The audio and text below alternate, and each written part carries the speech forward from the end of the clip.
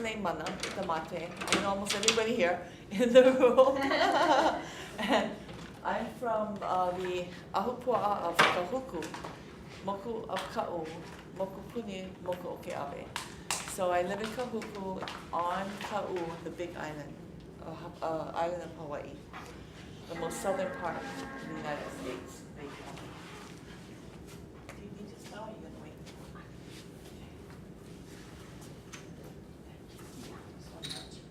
And I've been working on the Aha Moku System, ahupua'a system, for about close to 30 years now. But it was only in the last about 7 or 8 years that it really started going, because the people started to pull it all together. In the room today, in fact, there's some of the people that wrote the original act, the original bill, and actually got it going. And if you remember back in about 10, 15 years ago, the state policies were that they didn't acknowledge the Hawaiian people. They really didn't. And what we had to do is learn their methods, use their terms to get things the way the Hawaiians needed to get them. So it was learning their system and becoming better at it, which is actually what we did. And it took 8 islands, and it took a lot of effort. This whole system is a Native Hawaiian traditional methodology on natural and cultural resources. Hi, come in. So in the room today, we have a couple of people that were there from the very beginning in 2005. And in 2005, DLNR was starting to put together marine protected areas in the ocean in the fishing koa on each island.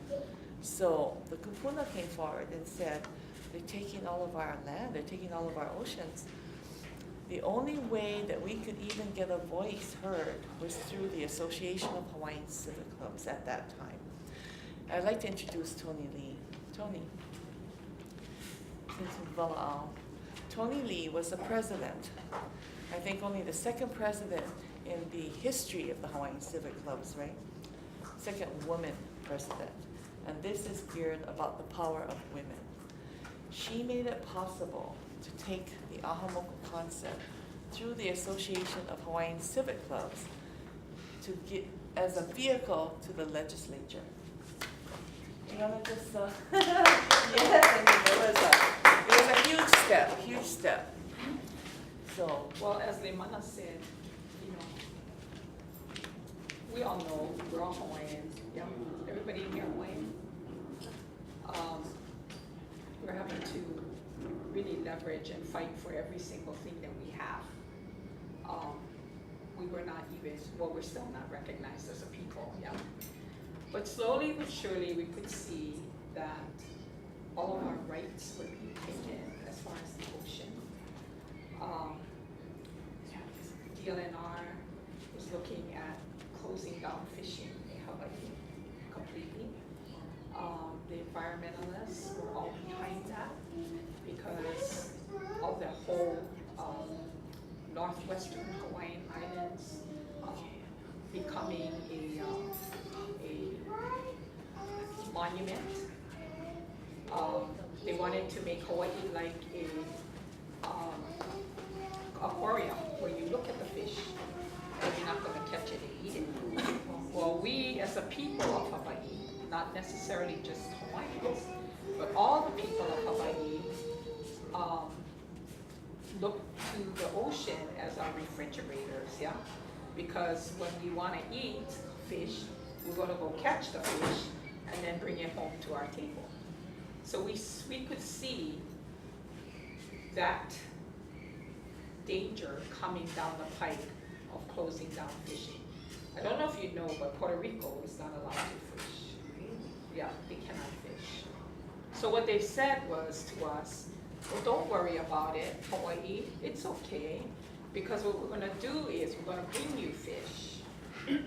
We'll go catch it from someplace else and we'll bring it to you. But we all know that our fish tastes different. The fish in Hawaii tastes different than the fish caught on the West Coast, on the East Coast, or anywhere else, because of what they eat. So that's why it's different. We don't want to eat somebody else's fish, number one. And number two, that harms their ecosystem of catching their fish and feeding it to us. That's not good, you know, for the environment either. So we thought, well, we better step up to the plate as Hawaiians and make our voice be heard.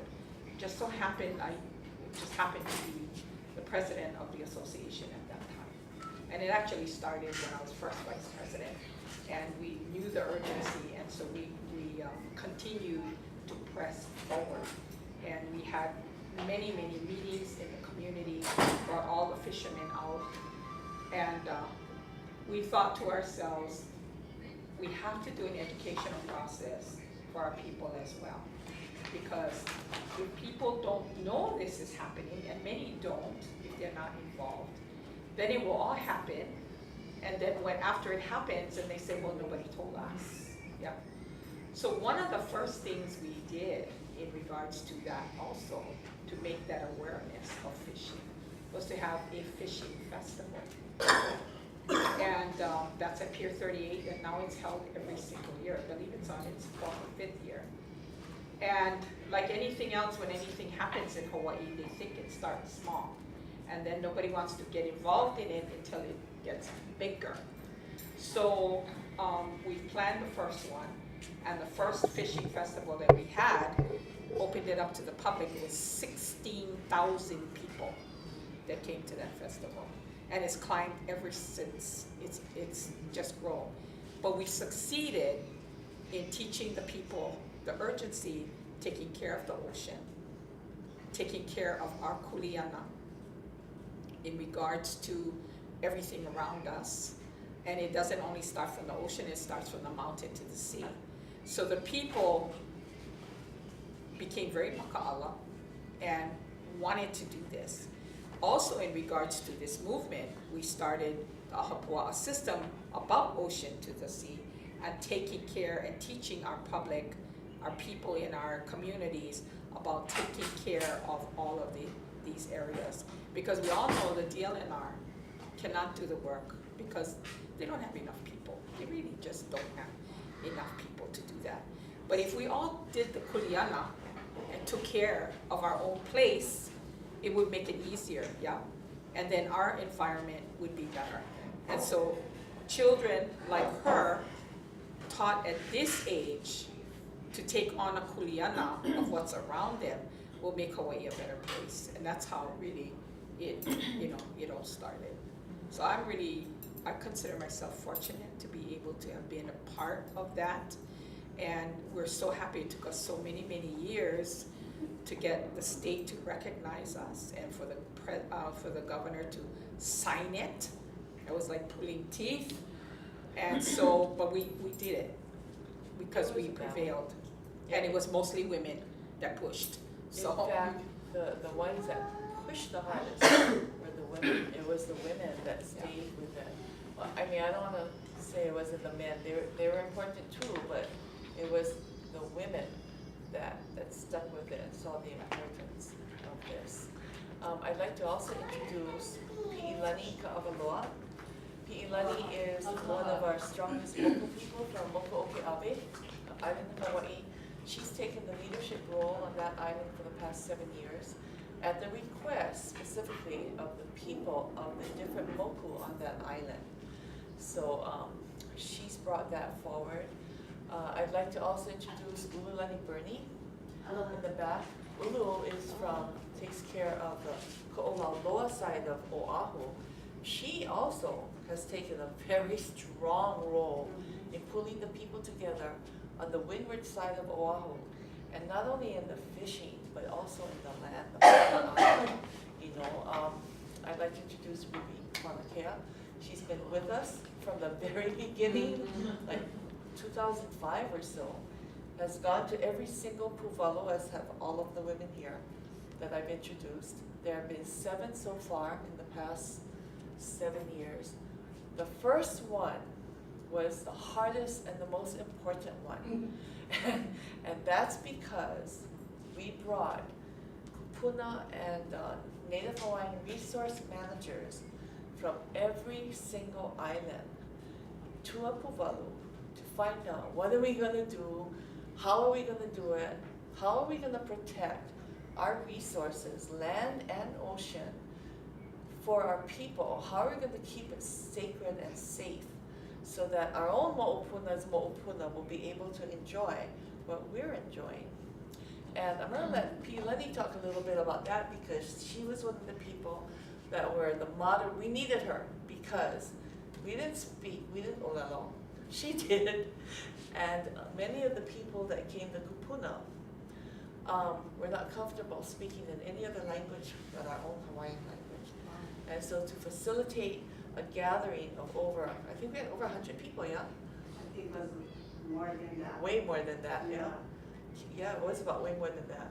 The very first puvalu. The first one, Yeah. the most important one because Yeah. that is where the focus, where everybody came together. Mhm. And the one thing we didn't anticipate, but what was happening, is that the islands sat by themselves in sections, and there was no trust.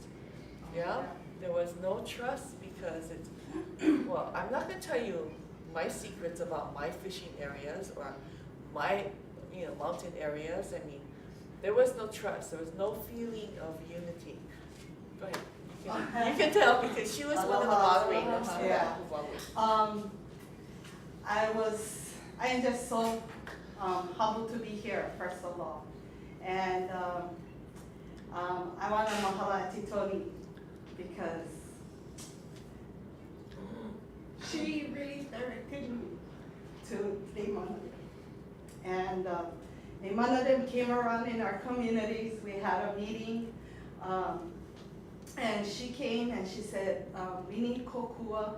I'm just going around informing people about this movement that we want to try and bring back indigenous resource management. How can we return to traditional practices, and not necessarily traditional practices in which we go back and we make our own Senate kind fish traps, but the practices that sustained our people, sustained our ocean, our land. And so she was looking, her and Uncle Bobby were looking for being able to identify fishermen and farmers. And so I got an email from Auntie Tony saying that these people were going around, and so they came, and then, so I met with Leimana, and she brought this prophecy. And I was so moved because I too heard about this prophecy, that all of our people will come together, but it has to happen. And the first thing that's gonna happen is we're gonna fight. It's gonna be a battle, but we're gonna overcome. And once this happens, our people are going to be able to survive again. And so when I heard that, I was so moved, and so I said, I'm on board and I'm gonna help. So when that first puvalu happened, like Leimana said, we were all in our islands, and we came with ʻAha.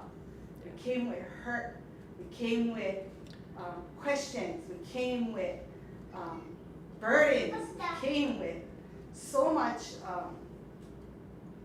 a lot of stuff. And all of these things was for our own islands. It wasn't for the people of Hawaii, it wasn't for everybody, it was just for our own individual islands. And when that happened, we started voicing our concerns, and we were thinking, okay, this wasn't how we were looking at it. We're looking at it as, okay, everybody can come and share, but the concerns that they shared changed the mana'o and the kuleana, the responsibility of what was needed to happen in order for us to move forward.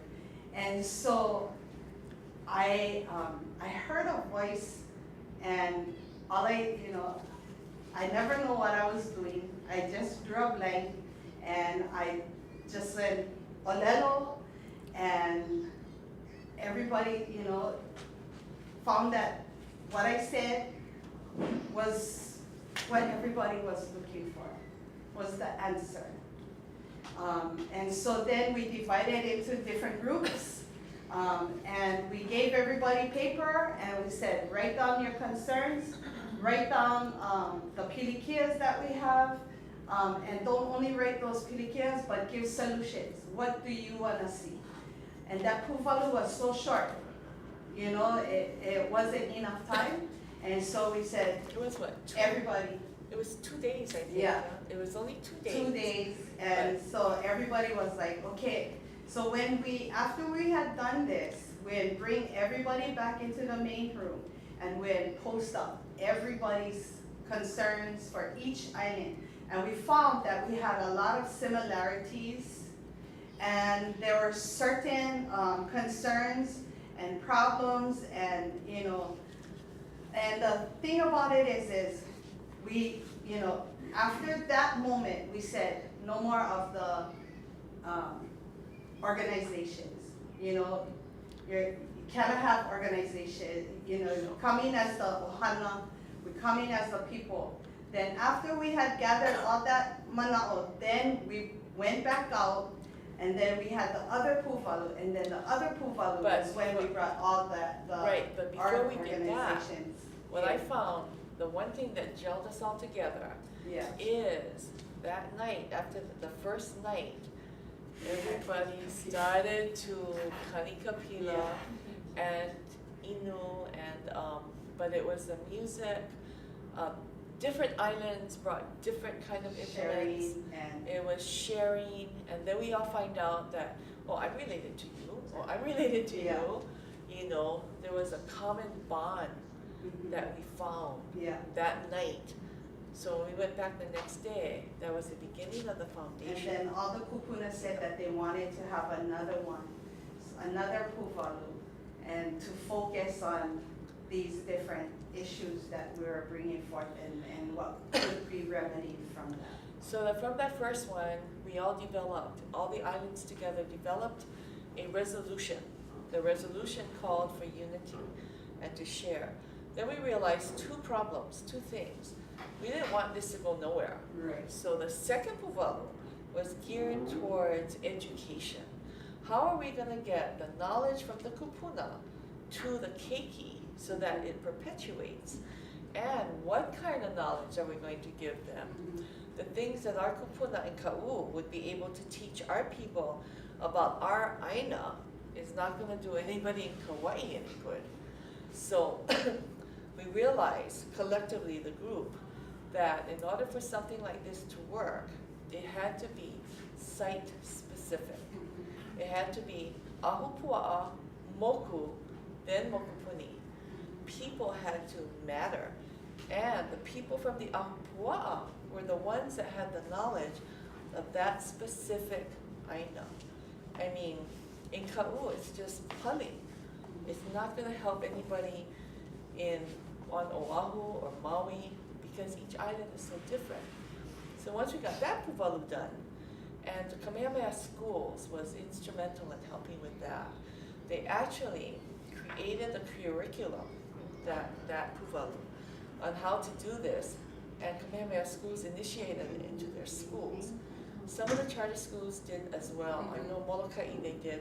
Yeah? Our island they did. But then, what do? You know, I mean, we knew it had to go farther. So the third puvalu, we invited all the policymakers, we invited all of the legislators, all of the state and federal and county agencies, and they all came. They all came. And all of all policymakers. And their recommendation is that this should become a law. This will protect the Hawaiian people place. And that's what we've been working for all this time. So in 2007, it actually became a law. There was Act 212. It didn't go far enough. So as we moved along, you know, it's been a struggle because of the politics involved. No funding, there was never any funding. OHA helped as much as they could. Kamehameha Schools helped. The Western Pacific Fishery Management Council was a very strong sponsor. They helped because they saw the importance for a holistic ecosystem. They helped them with their Magnuson Act. And with all of those steps coming forward, we come to where we are today.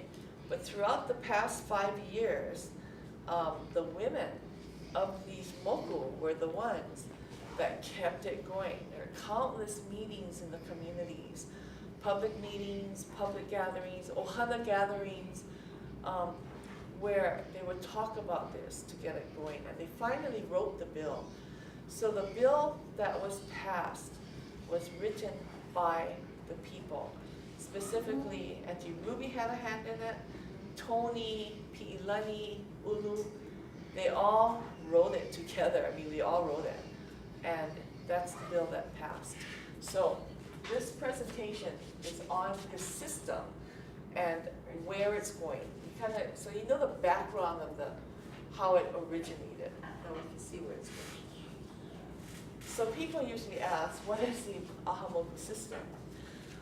When we all gathered together, it was the kupuna from Molokai that came forward and has continued to practice this natural resource management system dating from the 9th century. Now, before the Tahitians got here, this is a system that all the people in all the islands practiced. It was sustainability. It was based on sustainability. And it focuses on the geography of the ahupua'a, site-specific. You know, that's why you have boundaries, ahupua'a boundaries, because it's the resource that is being protected. So the other really important thing on this is that you have to have empirical knowledge, generational knowledge of that specific resource. Not only the ocean, but the land, the watersheds, even the sky, you know, how much moisture comes down. All of that is involved in this. Stop me, you know, if you have questions. And PE and Ulu, you know, if you guys want to, Tony and Ruby, if you want to add, they were as much a part of this as I was. I mean, we were all in this together. So if you see something that needs to be said that I missed, jump in. Okay, so there are 8 main Hawaiian islands, 8 mokupuni. Out of these 8, there are 43 traditional moku, okay, 567 ahupua'a. So when legislators saw this, they pretty much went, oh, wait, we don't want to talk to 567 people. That's the reality of today. So we brought back the Aha Moku System. Okay. And that basically is best practices. Now you go into the kind of language that policymakers in our state understand. Best practices for natural resources. And you see the mahi'a and the lawai'a, farmer and the fisherman. Those are the 2 main components that we focused on, but there's so much more than that. You have la'au, you have hula, you have astrology, you have every single Hawaiian practice is included in the Aha Moku System. Okay, and as I said, it's generational knowledge, methods that have been proven over thousands and thousands of years. And one of the scientists said, we don't care what you say, it's not science. So I asked him, what is science? According to Webster's dictionary, science is a conclusion based on a long observation. That's Hawaiian science. They can't dispute that. So it integrates. Now what we need to do now though, because contemporary today, we don't have a lot of the resources we used to have in many of the areas. So now we have to integrate traditional methodology into best management practices. Some places we may have to come up with something that is brand new, that our ancestors didn't know. But they were very smart and they adapted to whatever it took to protect the resource. And I think the main reasons that we focused on the mahi'a and the lawai'a was because the areas in which we utilized or practiced these, methodologies were being overrun. We're no longer, we weren't able to utilize them because of, various reasons. And so a lot of it had to do with the places that we holo before, and now, now we cannot get kapu sites or what have you. Same thing with the farming. Land issues became a big thing for some of the farmers, and so these are the reasons why that the mahi'a and the lawai'a was the biggest focus, rather than all of the other components of our cultural practice, like the hula, and all of that. So as we moved along through the years, we started to stay in really close contact with our legislators, because they were the ones that needed to make the law that would enable us to have the kind of say that we wanted. So the legislature recognized it, and the bill passed to incorporate the Aha Moku System into the state policy, passed unanimously in 4 separate legislative sessions.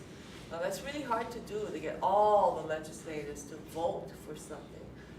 So it passed. In 2007, it became an act. Governor Lingo signed it, it became an act. However, the government never released any funding, ever. So that became problematic, because you had 43 moku. They needed to have their meetings, they needed to have some kind of infrastructure. The state would not support it. DLNR, I'm just gonna be honest, Laurel Thielen was the DLNR director at the time. No funding was released. It was really, really difficult. They wouldn't let us use any DLNR offices. Our people couldn't get any printing, they couldn't, so rather than stand up and fight it, we just went back to the drawing board and just kept moving along until this past year. Now last year, when it passed in 2011, it passed unanimously again. Governor Abercrombie vetoed the bill, and his reasoning is that he wanted to pick the people that would be on each island, Senate confirmation, and the state wanted some kind of measure of control over the Aha Moku system. Now, a Hawaiian system does not have that kind of measure of control. The people are the ones that control the system. So we worked it out this whole past year. We've worked on it, introduced it again in 2012, and got the governor to support what we finally came up with, and this is what we're going to be showing you. Okay, he signed the bill into law July 9th. It established the Aha Moku Advisory Committee. Now, in order for it to have any kind of teeth, it had to be attached to a state agency. And the governor wanted it attached to ʻAha. He wanted to put all of it into ʻAha. And the kupuna said no. This is how wise our kupuna are. DLNR is the only state agency that has the regulatory power to enforce. And ʻAha does not have that. So for this to be attached to, we needed the teeth. Our people needed the teeth. He finally agreed, and it's attached to DLNR. So the purpose of the act was very simple. We put it into layman terms from our governor, and that was to integrate our cultural practices into the fabric of state policy. Now the legislators really wanted that to happen. And it was to address, and this is in the bill itself, to address the changes to the physical and cultural landscape over the past 200 years, all the damages done to our natural resources, which were responsible for the deterioration of those resources, and our culture. Because kupuna say you cannot separate a Hawaiian from the Aina or from the Kaikat. They're one and the same. So when you see something going up on what used to be a wahipana, say, the hurt there is so deep, you can't, it's destroyed. I'm from Waikiki. My family was from Waikiki from before Captain Cook ever got here. And my father still cries when he sees Waikiki now. And I actually, when I stay here on Oahu to work, I can't leave Waikiki. I'm back in what they call the jungle. To me, it's not the jungle. That sand belongs to my people. You know what I mean? I mean, there's a connection there that nobody can take away. And it's like that for every Hawaiian, wherever they're from. Okay. So, this is the important thing about this committee. The Aha Moku Advisory Committee. And you see the word may? We had shall. The governor changed it to may. I went, okay, it doesn't matter, we still gonna do it. Advise Bill Ila, the Board of Land and Natural Resources Chair, in carrying out the purposes of the Act. Okay, and we'll get to that purposes in a minute. And it shall consist of 8 members appointed by the governor, confirmed by the Senate, this will happen in next session, from a list submitted by the Aha Moku councils of each island. Oversight of the committee shall be by the BLNR chair. So this is directly out of the Act. What he means by oversight, what the Act means by oversight, is just that, look over. He has no actual authority over the committee, none whatsoever. Okay, and the governor is only gonna appoint one time. After this one appointment, how? Then the islands will appoint. But they have to be confirmed by the Senate, and that's only gonna happen this one time, and then pop. So, this is what they have to provide advice on. This is what the islands have to do, submit to the legislature and to BLNR.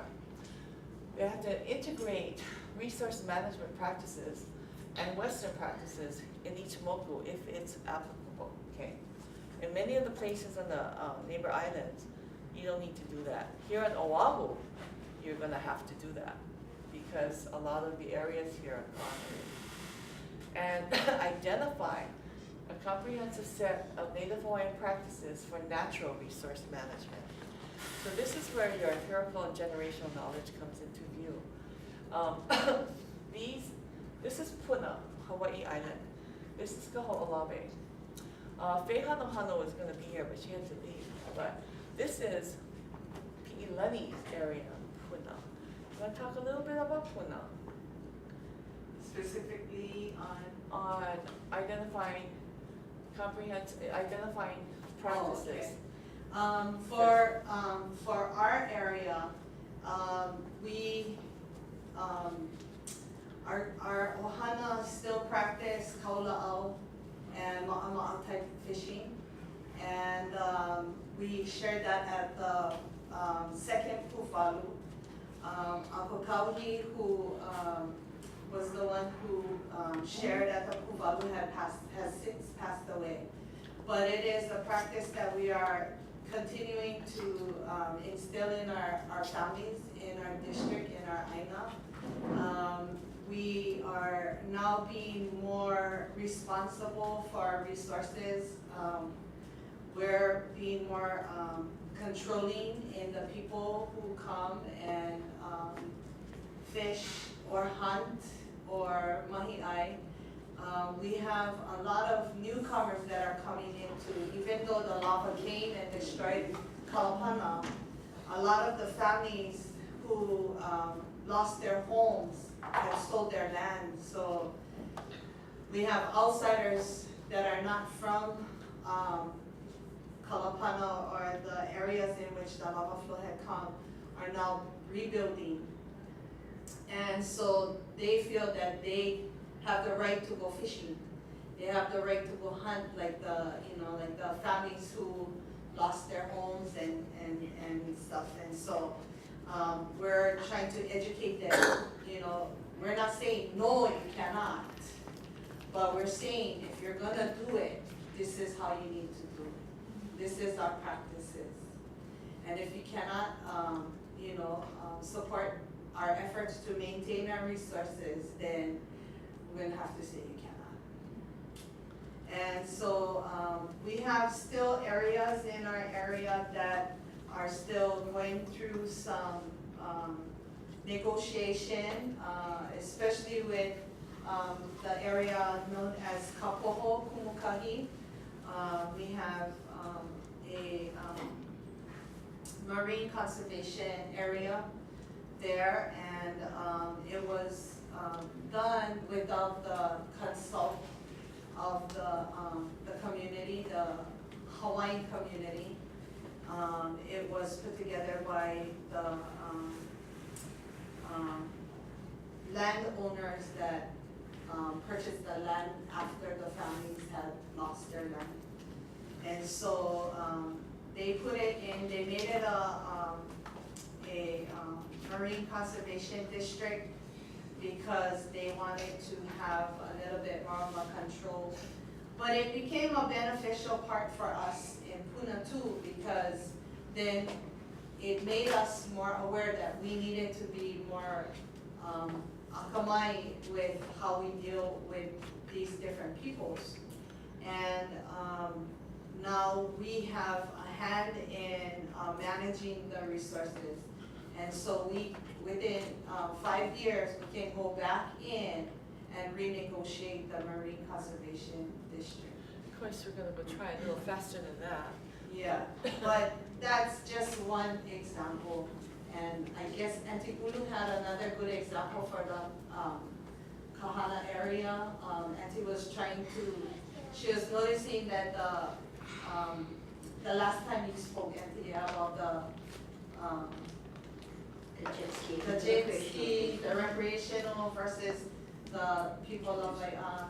So I go turn over to Auntie Blue and she can share.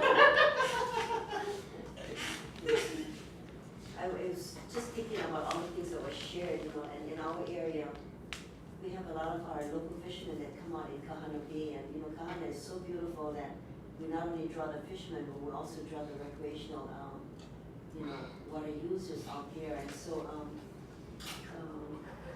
for many, many years now, we've been trying to put up and even post signage, about recreational vehicles coming in, when they use that area, how far out they have to go and stuff like that. And they've been educated many, many times about staying away from the river, the river going in, where the water becomes from ocean water, when it hits the river, then it turns into brackish water, so we have the river water coming down from Malka. And so we have what they call AA pristine water out there, for fishing. We get nice akure, they go out, they catch a lot of ahi and stuff like that. So we have, we have ahi with aku, and in fact on the 25th we have the popular tournament again that's coming out. So, we'll draw a lot of fishermen that want to enter that. But, for us, we don't have this kicked into full force right now because we have a lot of the fishermen in our area that are ma'a, but they're used to fishing the way they fish. So, in trying to pull them into Puvalo, we've had several different meetings in our areas, Kahana, Honolulu, Ha'ula, to try to draw out the fishermen so they can in fact be educated on this process. That as much as the Aha Moku System will recognize the traditional native practices, in reality, there's laws on the books that are being changing constantly. So, even though our fishermen fight for their traditional rights, a lot of times they get cited by dokia officers that come under DLNR, and so, some have even gone to court for it. So, this system will not only recognize our traditional fishing practices, but in fact, they'll have more of a voice now, in case they run into any encounter, with dokia or DLNR. But more importantly is that this Aha Moku system not only is for every ahupua'a or every moku, but now we need to kind of carry out what the law calls for, what's in the bill. And it's also recognizing not only the fishermen in our area, but our mahi'ai farmers, our cow farmers and all of that. Because Kahana, we do practice, cattle farming as well. We got two sides of the valley, but then we also need to look at when the kalo is ready, what happens over there too, because when it's ready to pull, the pua'a comes down and wipe out everything, because there's plenty of that too.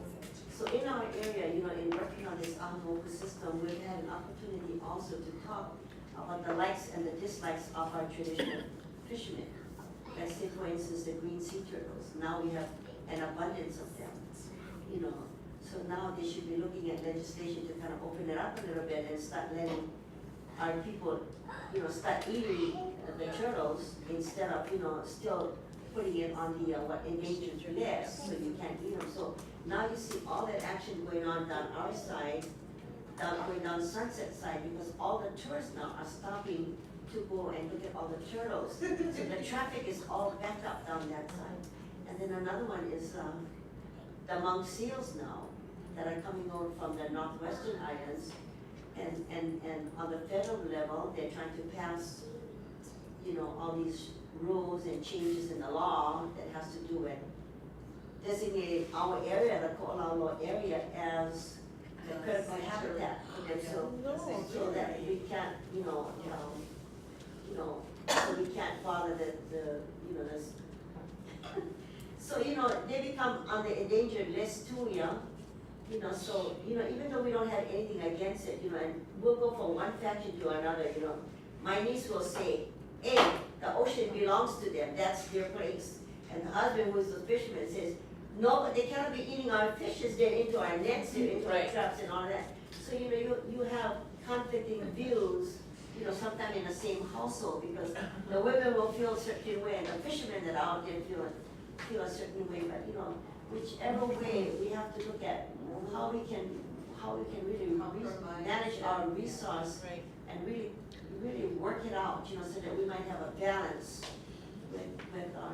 Another thing is we have a lot of traditional fishermen that come, and while we worry about the commercial fishermen out there coming into our mokus and our ahupua'as, just know that we have our own fishermen that fish in our waters too, that are commercial fishermen as well. Yeah. So when you start changing rules and regulations too, like I said, we've got to find some balance, because in the old days, Kahana was also noted for its hukila. Yeah. And so many that used to come down at the time when the nets were being laid and going out there, they always partook of what was happening. If they participated, they knew that they could go get their pakini or whatever, and come, and they would get some of the catch. Yeah, yeah. Today, a lot of fishermen go out there and they catch for them to sell and commercial. So they don't think about who's the kupuna in their area anymore. So if you catch them coming in, you say, hey, how's it going? How fishing today? You caught? Oh yeah, well you like some? Oh sure, I take one. So sometimes for the younger ones, you gotta kind of let them know of your presence, because in the old days, they knew who their kupunas was, and the kupuna would step forward, because kupuna would always come to you and talk to you in Hawaiian, to come hurry up, because now they're gonna lay and we're gonna pull in. And because it's our ahupua'a, you're gonna get one share if you do your part. Right. And it's all about teaching your culture, and being involved, because if you're not involved, then you don't get them. And each place is different, that's Yeah. the other thing. Now, Kaho'olawe, I'm just gonna say something. Kaho'olawe is very, very different. No one lives there. It's an island that has ordinances and everybody is fighting to get back into the control of the Hawaiians. What came out of this Aha Moku system is that they knew Kaho'olawe had two moku, okay? The Kona and Ko'olau moku. What the kupuna that came forward said, and these are kupuna who are generationally linked to the island, okay, for many, many generations. There's another moku, Molokini, the little island off of, that's a moku. I said, how can that be a moku? People are living there. And he said, when people gather there and they get the resources and sustenance from the area, that's considered a moku. Then there's another moku, Honua'ula, on Maui. That entire moku on Maui is connected to Kaho'olawe, is considered to be the moku of Kaho'olawe. And the people there always used kaho'olawe as their gathering and their resource, and it's their ancestors who lived on kaho'olawe and then were pushed out. So the actual original people of the island live on that whole moku, Honua'ula, on Maui, and they're still connected. So that kind of knowledge is coming forward. And how it's relevant is that these are the people that know the currents, they know what is out there, they know the fishing, they know the seasons, things that the people of Kaho'olawe, the scientists there, would never ever possibly know, except through the system. This is part of the act, fostering, understanding, practical use of resource expertise. Now, this is Kenai in Maui, and this is their lo'i. And the state wanted to sustain its marine, land, cultural, agricultural, and natural resources. They're focusing on agriculture a lot. So this shows the traditional practices of Maui is still going, it's still working. This is Molokai. This is an ancient agricultural place. Do you mind if I just kind of turn off the lights and we can see? Yeah, turn it, yeah. Is that Is that okay okay for with you some? guys? Good. Okay, so this is an original ancient agricultural site in Molokai that through the Moku system, the people there are starting to bring it forward. The problem, why it doesn't thrive, the Molokai is always an arid place, but they have found out that Molokai Ranch cut the water, you see, so the water isn't available. And the water really belongs to the Hawaiian people, so they're taking steps to rectify that and work it out. And they can do that through DLNR now because it's an act. Now they have the power to go and say, we need to have the water back for our people in this area. Okay. But does that land have to be under DLNR control in order to make that kind of request? No, it can be, no.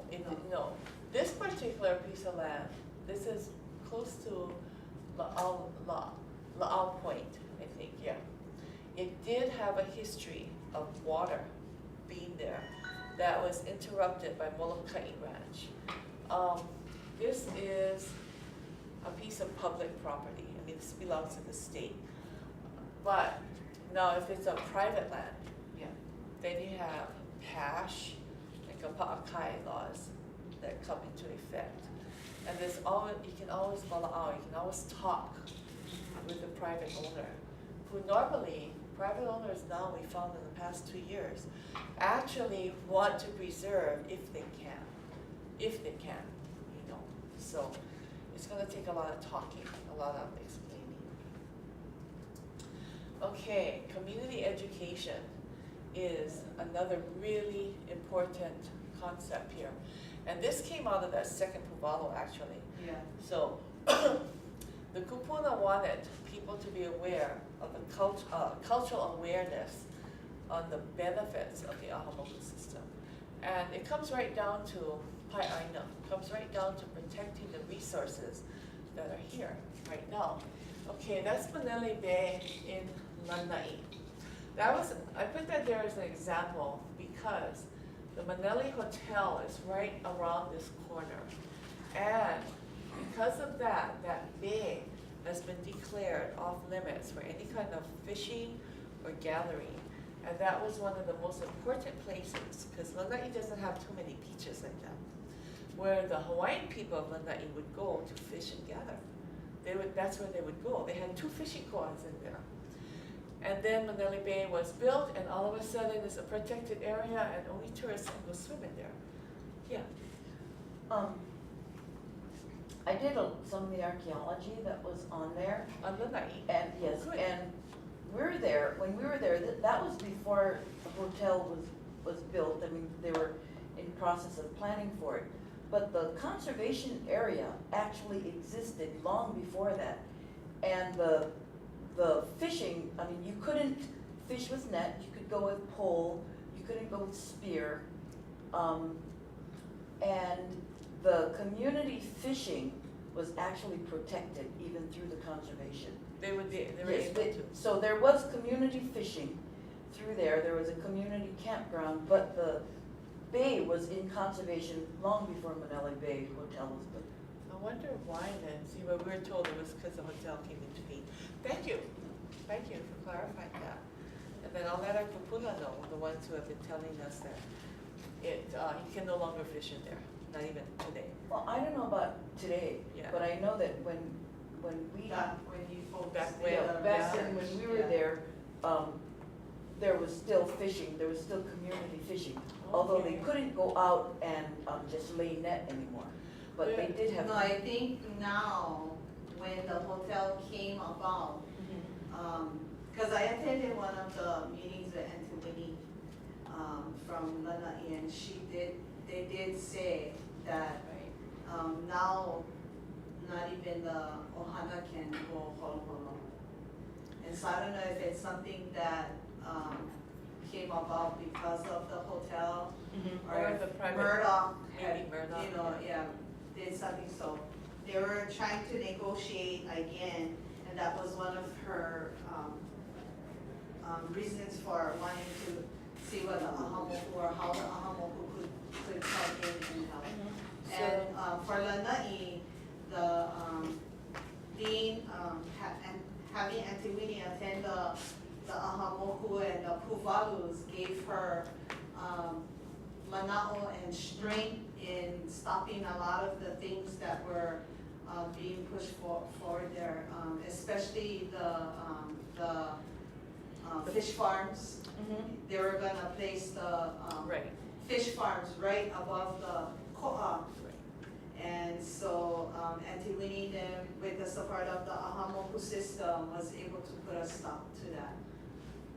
And it was done in a really nice way, you know. Yeah. They told the developers, we don't want to stop your economic development, but where you want to put your fish cages is the only fishing ko'a for ʻopakapaka, which is what the fish cages are going to be breeding, by the way, that would service 3 islands because of the currents out there. And so they agreed to let them have the fish cages, but they would have to move them away from the ko'a. And the developer did not want wherever they picked the other sites. The project folded, so there are no cages out there. Limahuli in Kauai, in the Hanalei Coast. This is an example of the Waipa, well, is that Waipa? No, it's Limahuli. They started going back and really restoring their mahi'ai. And I know that these lo'i, these kama lo'i, actually feed many of the kupuna on that whole Hanalei side of the island. They make point, they give it to them, to the families. And that's starting to really take off, and other lo'i, other people are doing that, so they're starting to take care of their people again. And they're using the Moku system as a base to do that. Okay, so that's pretty much the islands.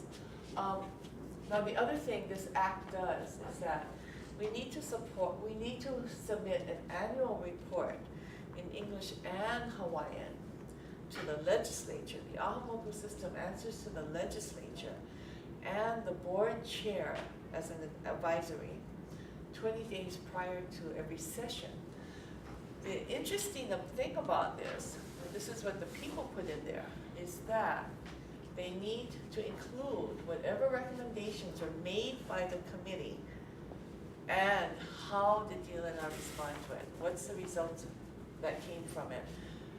This is to make sure that the people's wishes and what their concerns are do not end up in some dark hole or circular file. The legislators want to know what they're doing. Some accountability. Is accountability. There's accountability there. Okay. This is the actual system. People ask, well, how does it work?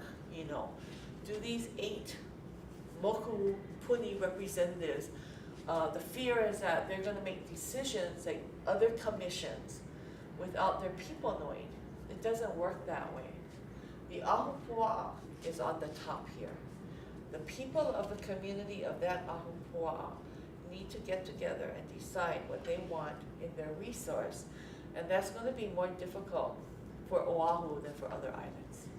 You know, it will be. But that's what the process is. Now, when the ahupua'a meet, when the people in that ahupua'a meet, they select one person to represent them in that ahupua'a. And this is the key thing. That person that they select has to have generational knowledge. And I'll tell you why. A couple of years ago, this guy comes up to me and he says, I'm a Hawaiian practitioner. Okay, his accent was so thick I couldn't even understand because he was from Boston or New York or someplace. He's a Hawaiian because he lives in Hawaii. He's a practitioner because he fishes with a pole. So he's practicing fishing. So, you know, Kupuna went, okay, we can't have that. This is meant for traditional practitioners' methodology, traditional methodology. So you need to have generational knowledge. You have to have knowledge passed down of that one area. When all those people get together, that's when they get together, they form the Aha Ahupua'a. And that form, they pick one person to represent their moku, okay? There's 6 moku here in Oahu. So you'll have 6 moku representatives. And now you cannot become that unless you're a practitioner already with generational knowledge from the ahupua'a. Those 6 people get together and select from among themselves the moku representative for the island. So that's how you get to be one of those guys. Your people select you. Excuse me. Now, this is what their power is. They are the liaison between government agencies, developers, whoever, between them and their people. Okay, I'll give you a graphic example. The acting moku representative is Mr. Charles Kapua. He is from Eva, yeah, the Eva Moku. You're from the Eva Moku, yeah. Okay, so say somebody comes up, some developer comes up, and they want to build a huge billion-dollar resort in Kahana Bay. And they can't do it unless they get the people's permission. What he would do is he would immediately contact, Ululani. She's the moku representative for Ko'olaloa. Okay, not Kahana Bay. Say they want to do it in Hau'ula. Okay, she is from Kahana. She would immediately contact the ahupua'a representative of Punaluu. That representative would call his community together and tell them this is what's going on. Ulu would then put them in touch with the developer or whoever, who then works directly with the people. The people decide, do they want it, do they not want it? Are there pros, are there cons? But it's their voice. Permits cannot be processed unless the people decide that's something they can live with. And when it gets up to, now that's how it's supposed to work, right? Okay, say the developer doesn't want to listen, he goes through ILA, he goes through all kinds of other, Act 288 makes sure that the people have the voice on what they want. That's the power of this bill. I can also add another scenario that just happened, and it doesn't just have to do with hotels or anything, but on our island, like all the other islands, we deal with our kohala or our marine life washing on our shores. You know, their carcass ends up on our shores. So the people from NOAA will contact, in the past they wouldn't even contact anybody. They'll just go take care of the carcass, dispose of it, keep the EV, whatever. But since the Aha Moku came about, they would contact me because I'm the Kiole representative for my island. and they would tell me the whale washed up in Ninole, Ka'u. I would call Auntie Liz Kuluvaimaka and Auntie Darlene Vieira, and I would tell them, Auntie, can you folks go down and meet the scientists? There's a whale that just got washed up, and they're gonna go down there, they're gonna take studies, they're gonna do the research. Can you make sure that they give you folks the report so you can go back into your community and tell the people that the whale had disease, and to block off the area so that nobody go holo holo until the disease is determined if it's harmful for the human consumption or if it's okay for them to, just so that nobody go fishing in the area, eat the fish, they too get sick. And then the second thing is we have lure practitioners that want to utilize the EV of these whales, or we have hula practitioners that want to use the niho, the teeth of the whales, for their lei adornments. So we have people who trace their genealogies back to the ali'i line, so they want to make their own lei niho flower. Yeah, so, but these are practitioners from all the other moku. What do we do? Yeah, they want the EV too. So for me, I always tell them, please, wait, ho'omanaga nui, we're gonna find out what the ohana, the community of Ninole, wanna do with this carcass, what they wanna do with the EV, and if they wanna share the EV with the outside organizations. And it's worked so far. It's been such a blessing because now we don't have the ohana fighting against each other or the various organizations bucking heads. No, hey, that EV, I get, that's my aumakua, that's my kupuna, and So we've eliminated that process. Nobody else gets notified until that the Ninole or the people where the marine life came on shore, and then so they go back, they talk to the people say, okay, we want Noah to take the, to take the carcass off the beach. Noah will come in with the helicopter, take the carcass off, they'll dispose of it, and then the EV will be returned to the people. So there's all different scenarios. Yeah, every moku is different. And we're all still learning as we go. And and that's the beauty of this Aha Moku system, that it's not one law, and it doesn't apply to everybody in the same that has the same situation. It's very fluid. Yeah, everybody's island is different, and the process and the way that the people want to deal with it is different. Right. And so that's what allows us to. It's the only law now that we know of that has that kind of flexibility, and it's because it's a Native Hawaiian cultural thing. So this tells you the relationship between people and the legislature and DLNR and how it works. As I said before, on that side, you see the ahupua'a going down to the Aha Moku Advisory Committee, and that's the power structure of this system. Now, the advisory committee, through the people, advises the Board of Land and Natural Resources, okay, this way. And then they also advise the legislature. The chair of the Board of Land and Natural Resources sends down all of that mana'o and concerns and requests, whatever it is, to all of their different divisions and to their commissions. And this is important because the Water Commission controls the water in the state of Hawaii. Our local people have to have a say in how that water is used. And through this bill we do. State parks is another area. Hunting, cultural practices, our hula people, all of that comes in there. Now, here's the important one.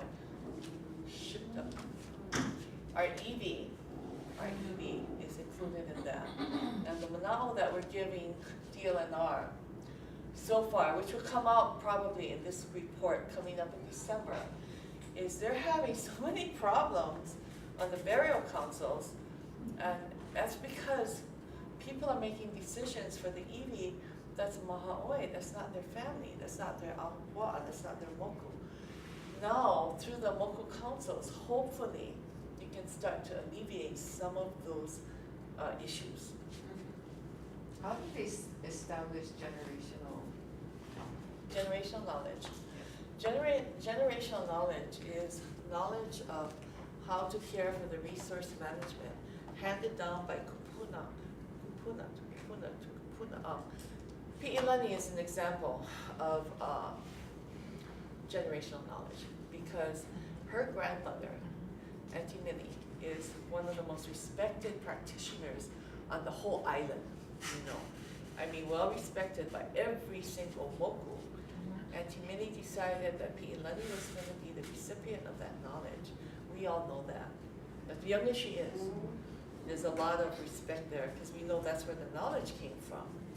And But so, also, it's not, you know, we have a lot of hanai too, you know, in the traditional Hawaiian practice, we love it hanai, we take on. And so, that's why we, you know, it's not really tied to native blood too.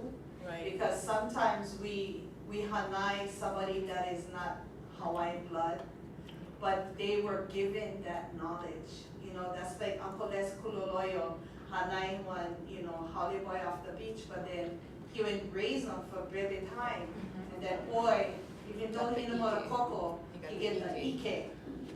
I'll give you an And example of that. so, you know, But what if it's not so clear? Well, you know Kepa Mali? Yes. Yeah, he's a good example.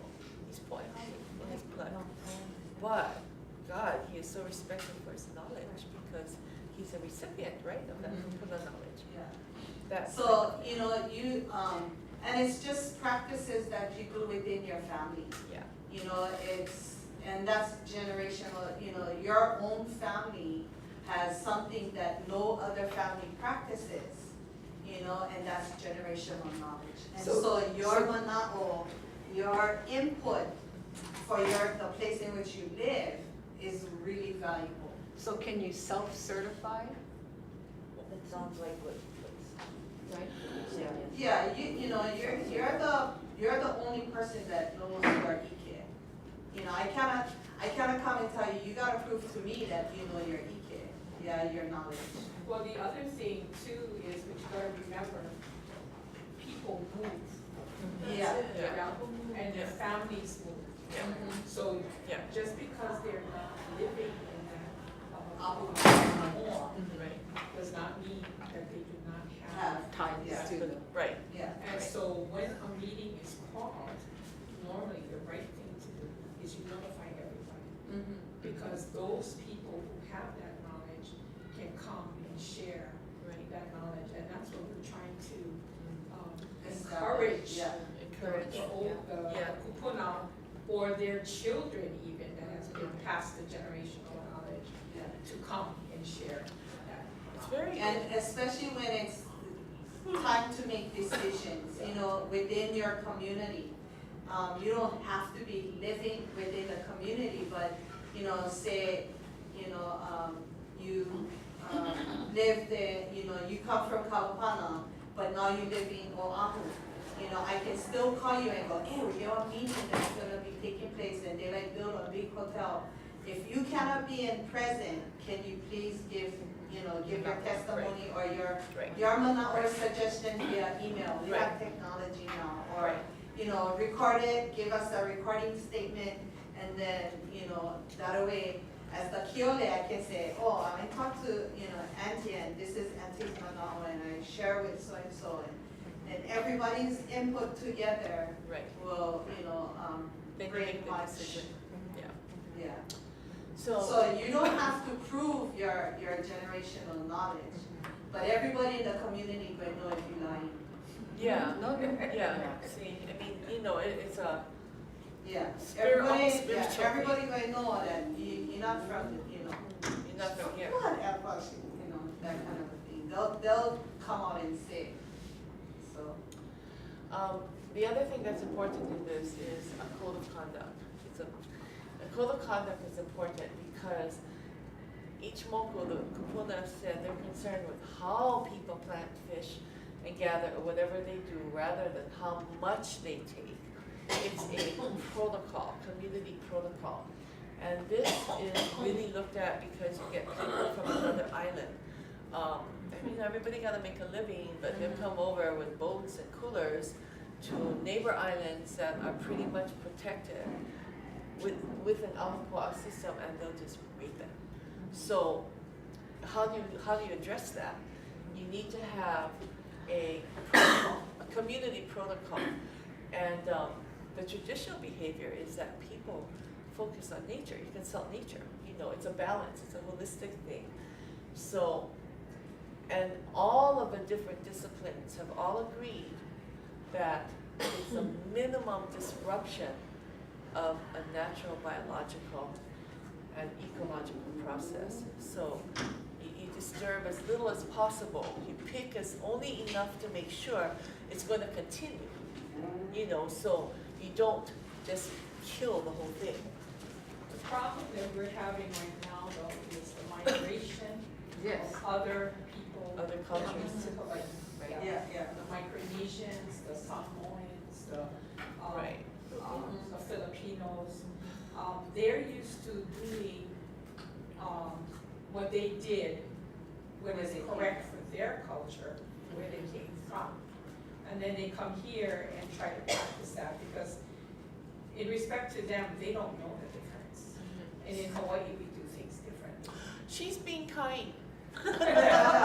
She's being diplomatic. She's being kind. So what we did was we told the DLNR and like in the phone book. Yeah, you look at your phone book. In the front of your phone book, it gives you all the rules of when you have a disaster or there's a crisis. Who do you call and what do you do? So we suggested through all of this manako that we have all been working on for many years, put the traditions of Hawaii in the phone book. Yeah. Because they don't teach them when they become a citizen, a United States Yeah. citizen of the state of Hawaii, what our laws and our culture is. They don't share that, really. They don't share our cultural knowledge that we have to take care of our land and our ocean resources. So why not put it there so that they can read about it? The second thing, and that's why I became a kupuna in the classroom, now that I'm retired from the federal government, is to teach the children. Because if you teach these children that have migrated to Hawaii with their families, and you teach them from K through 6 about the correct ways throughout our state of Hawaii in the educational system, they're going to home teach their families. And they do. Well, you know, Kupuna said this. Well, you know, the correct way to cut the limu is don't take your knife, take your scissors. Because when you go back next month, the limu is still going to be there. You're not going to scrape them off the rock. You know, those kinds of things and how to take care of the land. And from Mauka to Makai, when you go hiking, you take your little rubbish, your bag, put it in your belt, and you pick up the trash as you go. All those kinds of things is what now can be taught in the educational system to correct what is being done now by our people that are migrating here. These are two South quick, Kuhinapapa. and that's right. That's a big part of it. This is Makua Valley, Wahine, Senti Ruby's area over there.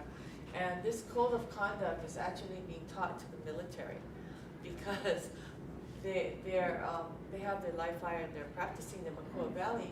What they didn't realize is people are still gathering to the streams and the ocean.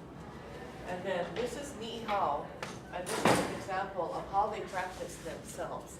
Ni'ihau is really interesting because they have only two moku. They have Kona and Ko'olau. And so they have a system where they only gather so much on one side during season, and then they go to the other side, because that's their ice box. So I'm going to go a little quick because I know we're late now. The other important thing is that each of the moku has seasonal calendars that will teach them when to plant, when to fish, when to practice. I know in Ka'u they even have calendars that tell you when married couples can be together, that kind of stuff. That's how calendars can be so different, so intense. And we're familiar with the Prince Kuhio Hawaiian Civic Club moon calendar. That one works for Oahu, but in Ka'u it's a little bit off, you know, in Hawaii Island. Each island has their own lunar calendar and how to do all of these things. Okay, that was it. So, thank you. If you have any questions, I know we're running a little late on this, but otherwise, I would really, really like to thank Pi'ilani, the Moko Oke'awe, and Ti Ulu from Kahana, from Oahu, Ruby, Wahine. Concentration, I'm not a fisherman, but I love fish, to support, you know, this whole effort, but to go put the knowledge or laws into the DOE curriculum. Right. Honolulu is zero. Even when Hokulea came out there, and it was a historical thing, school would not allow the keiki You to know, come out and it's. part of it was, I think, is because we didn't have this depth of authority. When this act was signed, now we can go to the Department of Education. And now we can, you know, it's still gonna take some time. Not all the Right, yeah. agencies are gonna just latch on. This is a threat to them, actually. They're kind of nervous about it. But you know. I think that it's a good idea that Auntie Ruby brings this up, Yeah. because Yeah. now that it is a law, Yeah. you know, we start from basics, you know, Yeah. because, you know, we always kind of on the tail end, you know, anything No, Native Hawaiian is yeah. always kind of on the And tail. then So why don't what we you kind of can- upfront on this? Yeah. That's a good way of educating And then the what we young can ones. do is we can have a meeting, for our educators. You know, like bring the teachers in and then, share with them about the act and what, you know, what they can do. Because there are a lot of teachers that wanna do that, but then sometimes they gotta deal with the po'okumu there, you know, the principal. And then the principal gotta hit, you know, superintendent. So gotta go through the chain of command, and so sometimes we need to educate the superintendent who will go, hey, I think this is a great idea, and then go into, you know, talk to the principals and say, you need to put this into your curriculum. Yeah. And stay close to your legislators. Yeah, maybe one last comment, you know, in Kahana, we've been doing this a number of years now, where we asked by DOE, the Woodward District, for all the new teachers coming on board. So every year, like this year, we have 65 new teachers, maximum 70. And so by the time the staff and come into school, partnerships with them, we receive them in Kahana, we take care of them, and we do culture kinds of things. This would be a really nice add-on. Kind of late right now for add-on one new one, but you know, we could certainly think about it the next time they come, you know, and make the new teachers aware that we have these kind of things that are in place, you know. Now, for, pretty soon, DLNR is, once the governor finalizes this, within the next 2 weeks, actually, is what I've been told, then a website, an Aha Moku website would be added to DLNR's website. And that way people can, then we can really start getting the word Right. out and all And then that. we also, you know, for our Moku, we wanted, the suggestion was public announcements, Yes. you know, and there's already television spotlight on resource management, fishing, you know, you see it on TV, where the person goes and then they see all the opala. We can toss in the Aha Moku concept of you know, Traditional. managing your resources as well. And this is for everybody in the state. Yes, it's not because you're white. No. It's- Yeah. Right. It's everybody's kuleana. It's now everybody's here, kuleana. Yeah. No matter who they are. Right. So we Yeah. teach them. And the other thing too, from, you know, and I only speak for my island, cause I cannot speak for the other islands, but, I've had, people who moved here and like Auntie said, migrated, whatever you wanna call it. And now they're living here in Hawaii, or they've come from the mainland, and their children are born here in Hawaii. So their thinking is that because their child is born here, their child is Hawaiian, even though they don't have Hawaiian blood. For example, if I was to move to California, I gave birth to my child in California, my child is a Californian. even though my child is not of an ethnic, whatever. you know, Barack that- Obama. Yeah, so, but anyway, their mana'o is, you know, my child deserves or, is supposed to, you know, There is the right. yeah, my child has the right, cause he's Hawaiian, because he was born here in Hawaii, even though he never Hoko. So, you know, We we gotta have educate. those arguments there, you know, and, you know, how we clarify that is that you need to have Hawaiian blood, you know, to, you know, participate in, you know, some of the activities, but, you know. And we're not gonna be able yeah. to solve that Yeah, until Definitely. we as a people are recognized in our That's space. That's right. Once we do Seriously, that, then yeah. we have that. Because when we go to the Philippines and give birth, that child is not Filipino, we know. You know, when we go to Korea and give birth, that child is not Korean. You know, same thing like Hawaiians, Yeah. so, but we're not even a recognized people. So that's why they claim anybody born in Hawaii is Hawaiian, yes. because this is a place called Hawaii. Hawaii, yeah. So same thing, like you go to So the we don't- mainland, so it's a Western you. concept, yeah. So, But we're coming along, we're getting there. yes, Thank you yes. all so Thank very, you. very much. Mahalo